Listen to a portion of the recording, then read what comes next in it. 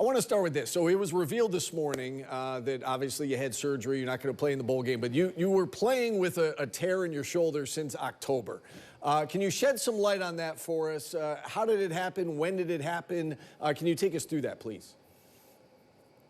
Yeah, I mean, it happened in the Virginia Tech game. It was the very first play of the game. Things kind of broke down, and I knew right away. And I've already had it procedure done in the surgery or the shoulder before. So, I mean, it just kind of sucked because I knew exactly what it felt like, and I knew just kind of everything that went with it. So we found out later that week, and then so I set out Boston College game because I just couldn't play, and then after that, I got to where I could manage and do some things. So I was able to play in the Pitt game, and then I had something else come up with my foot. So, just kind of trying to battle out through the rest of the year so we get to a bowl game. But, we made it, and we're here, so I'm excited. You mentioned that you wanted to get to a bowl game. I was going to ask you, why put yourself through that? I would imagine it was awfully difficult to try and play through the pain and play through the injury. So why do it? I mean, yeah, I've done it before. This one hurt a lot worse than the last one, unfortunately, and it wasn't even as bad, which is the funny part. But I don't know. I mean, just we got too many guys who work too hard and they're too talented. And I mean, this is the last time that I was going to be able to play with them. So just being able to go out on the right note, and it was already frustrating because the whole year of battling injuries anyway. I mean, which has been a common theme the past couple of years ever since I've been here. But I mean. Just to finish out and get a win and go out on a high note. And it was awesome to be able to come back and do that against Wake. And but now we're here. And these first couple of days have been so worth it. And especially just being with the guys down here in the sun and 75 degrees out. And it's been very rewarding, just the fact that we're able to get there and make it this far. Yeah, can you take me through that a little bit? The fact that, this is a reward at the end of the year, right? And it's a warm weather reward this year. You get to go south down to Florida. What's it been like for you and your teammates to, now experience, 2 straight bowl games, back-to-back years? Yeah, it's been awesome. It's just, I mean, it just kind of shows what we're made of. And we got a lot of guys who have very high character, who work really hard, very talented, and even against all the circumstances that have been thrown against us. And, I mean, most of the time you can't even tell till we get to the conference play. That's when it really shows up, just because it's like, how do we win a game with what we have? And but it's been awesome just to see it come and be fruitful, all the hard work and just keeping our head down and being gritty and tough. And even when things aren't going your way. And just ending things on a high note has been awesome for us, especially watching, the offensive linemen playing basketball in the pool, and it's nice and warm out. We just got back from the beach, and it's been awesome. From what I understand, you had off-season surgery last year, and you were never really 100% healthy coming into this year. Can you kind of take me through, August and September, and could you put a percentage on it? I mean, how healthy were you, and did you ever think about maybe not playing this year or maybe starting the year on the sidelines? That wasn't really an option for me, just because I want to play. But and everything we did was geared to how can I play. So I don't know if I could put a percentage on it, but I mean I was close. It was just more the maintenance of not being able to practice all the time as much as you want to, just so you can be good for Saturday, and just the lingering effects of having surgery and you're not fully conditioned, just because of the time frame, the time crunch that we had. And I mean, I still probably came back a little earlier than most people would, and we did do everything at my elbow just so I could do that. But I mean, a huge credit to our medical staff. Brandon Hall and all the people that we had. He has working for him, and just our strength staff. They did a great job getting me back to where I can manage it. And throughout the season, it got better overall. But now it's awesome to have some time to rest, especially with my shoulder. Now it will even continue to let me. Elbow feel. We saw the depth chart was released this morning. Braden Davis listed as the starting quarterback for Thursday's bowl game. Can you give us an idea of what it's been like working with him? What can SU fans expect to see out of him on Thursday as he gets set to? We expect him to make his first career start. Yeah, no, he actually started the Georgia Tech game, and they were able to bring us back in that one. But I mean, our offense has been really dynamic and very creative right now. So we'll definitely throw a lot of different things at South Florida, and just like we have been doing. And we got a lot of other guys helping out that contribute, and major producers on offense. And it's been fun to watch what we can do. And it's kind of at that point that where guys are beat up, and with what we have, it's so limited. So, yeah, Braden's been great, man. He's been running the show for the last little while. And there's a lot of other guys like Dan Valori, the Quint. Those guys have been stepping up big time. And then some of the other running backs, skill guys. There's a lot of different things we could do with our skill set. So, it'll definitely be fun to watch. You know, Garrett, you were very emotional after the Wake Forest game. And, you know, hearing the news today, I would assume you knew at the time that was your last collegiate game. I would assume that you were, you know, a little emotional, the fact that it had been a tough week. You know, your head coach had been fired and so on and so forth. Have you had a chance to talk to Dino since things have settled down here a little bit, since the season has ended?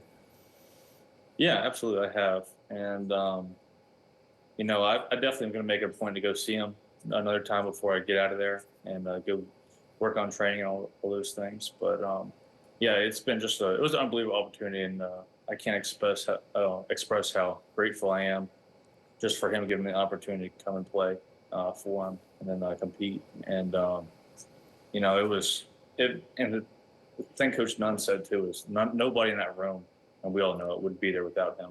And all the things that we were able to do that haven't been done there in a long time. And so incredibly grateful for him. And, you know, I don't know what he's going to be doing next, but, you know, he's always going to be one of my favorite head coaches I ever played for. And at this point, I've had 4 head coaches and 5 coordinators in 5 years. So, but I would not be where I'm at without him. So, yeah. You know, John Wildhack has said publicly that he had told Dino, you know, 7-5 was the benchmark this year. Were you guys as players aware of 7-5? I know you said you really wanted to get to a bowl game. Did you know that you needed that one extra, you know, for Coach? No, but at the time, I guess people there was, I guess, rumors going around or whatever. But I mean, we were close, and it's given the circumstances, it's tough. I mean, even the fact that we're here right now is impressive as it is. And the thing that's kind of stinks is that, you know, if you got a couple guys play better, a couple games, I mean, it's a lot of that stuff's out of your control. But I mean, you know the nature of it, and you know, especially for me, because I've had so many different coaches, and just college football, how crazy it is. But you know, we're grateful, and I love the guys that we have in the room, and the team that we have, the squad. There's nobody else I would have rather done it with. And I mean, the thing that probably stings the most is what we could have been, just if we had everybody and we're healthy for even the last 2 years. You know, we started 6-0, and we had 7 going into week 7 game. We had 7 or 8 starters out, and then last year, you know, we lose arguably our 2 best receivers and 2 best linemen before week 2. So just all those things, managing, and it all comes out during conference play. But you know, you got to pick and choose your battles, and the fact that we're here, I mean, it just speaks to the character of the guys and the will of the guys on our team and the coaches that we have. Garrett, I do have to ask you about the buzz that Fran Brown has created. I'm sure you've been watching and listening, and you know, even though you're on your way out the door, what do you make of you know, all this excitement that seems to be around SU football right now and the future of SU football? Yeah, just talking to him briefly, you know, he's a very business-oriented guy. You know, he definitely seems very passionate for the game. And, I mean, the biggest thing that I've noticed with him is just the details and how he harps on those and preaches that being the discipline of it. And, you know, just talking with the new strength staff, the guys that they have coming in, meeting some of the new coaches. I mean, it's definitely going to be new. It's going to be a lot of change, and I know there'll be a lot of turnover on the roster, I'm sure. And just all the things that naturally come with coaching changes. But, I mean, it'll be interesting to see how it goes. I'm excited for them, you know, especially the guys that I played with that'll be able to play under him. It'll be interesting to see where it goes. But I think they got an unbelievable opportunity next year for the schedule to go out and win a bunch. Got some new transfers. And I was talking to some of the guys on the official end. So, I mean, there's definitely a lot of excitement. I mean, it seems like they're putting a good thing together. And I just got to go out and do it, work hard, and be interesting to see. I'm excited for them. All right, I just got a couple more questions for you. I do want to ask you what's next for Garrett Shrader. There's some things I got coming up in the near future that I can't talk about just because of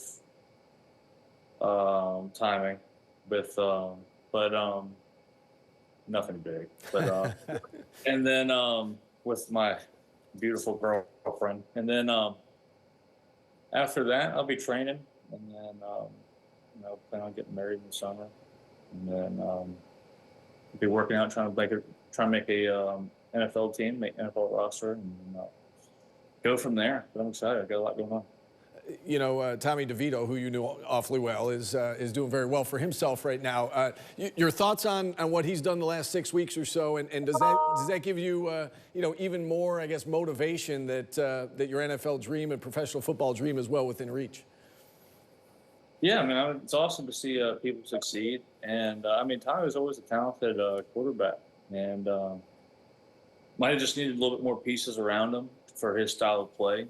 But it seems like Coach Dave and all of them are working well with him, giving stuff that he can handle and manage, and he's going out. And I mean, they won a couple games, and that's big for them, especially where they're at in the season right now. Give them a little bit of spark and a little bit of hope. But in terms of me, it motivates me even more, absolutely. But the opportunity's right in front of me, so I'll do everything that I can with my God-given abilities to just go out and I'll work as hard as I can and let the things fall where they fall, let the chips lie where they lie. And but I'm excited. I think it'll be an unbelievable opportunity, and just the next chapter of my life. And I've been incredibly grateful for everybody that I've met here at Syracuse, and I wouldn't trade the experience for anything. So, looking forward now, and I'm excited.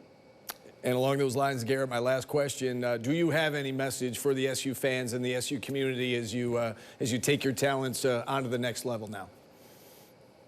Yeah, I mean, the biggest thing is just relax and just support those guys. That's all we can do. It's everything we do is to go out there and try to win, and you best believe we put our best foot forward every single week when we step on the field. And it's not easy to win there, but it's been an incredible opportunity that I had, and it's changed my life for the better. And but just go out and support those guys and everything. If you show up on the crowd will definitely get us going.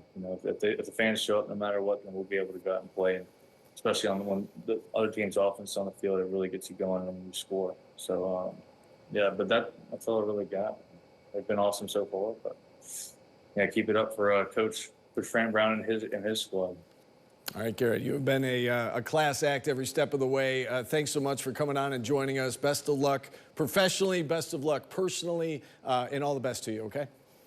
Absolutely. Thank you. Thanks for having me. All right. Thanks, Garrett.